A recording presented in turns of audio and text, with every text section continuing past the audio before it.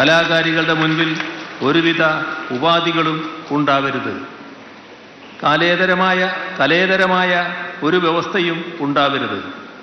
ഈ കാര്യത്തിൽ സംസ്ഥാന സർക്കാരിന് വലിയ നിർബന്ധം ഉള്ളതുകൊണ്ട് തന്നെയാണ് ചില പരാതികളുണ്ടായപ്പോൾ സ്ത്രീകളുടേത് മാത്രമായ ഒരു കമ്മിറ്റിയെ നിയോഗിച്ചത്.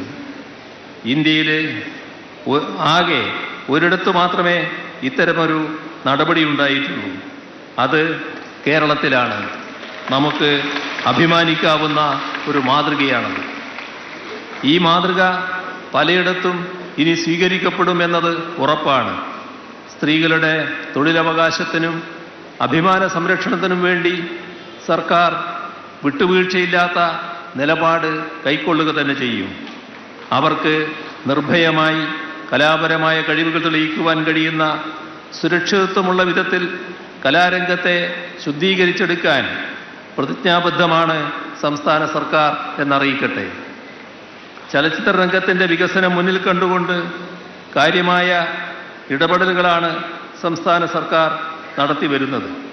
ഇതിൻ്റെ ഭാഗമായി നടന്നുവരുന്ന പ്രവർത്തനങ്ങൾ വിവിധ തലങ്ങളിലുള്ളതാണ്.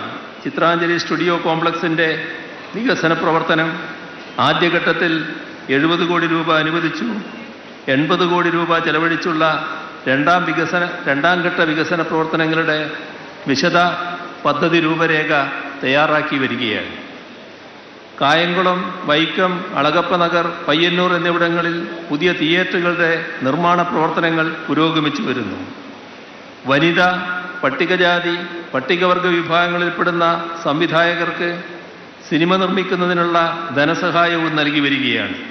പരമാവധി 1.5 കോടി രൂപയാണ് ഈ ഇനത്തിൽ അനുവദിക്കുക.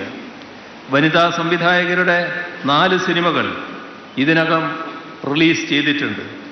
മറ്റ് ചില സിനിമകൾ നിർമ്മാണത്തിൻ്റെ വിവിധ ഘട്ടങ്ങളിലാണ്. വനിതാ സംവിധായകർ കൂടുതലായി ഈ രംഗത്തേക്ക് കടന്നു വരണമെന്ന് ഈ ഘട്ടത്തിൽ അഭ്യർത്ഥിക്കട്ടെ. മാതൃകാപരമായ ഒരു ചലച്ചിത്രാന്തരീക്ഷം രൂപപ്പെടുന്നതിന് സംവിധായകരെന്ന നിലയിലുള്ള വനിതകളുടെ രംഗപ്രവേശം വലിയൊരളവിൽ പ്രയോജനപ്പെടും. ഇവയെല്ലാം തന്നെ ചലച്ചിത്ര രംഗത്തിന് ഗുണപരമായി തീരും.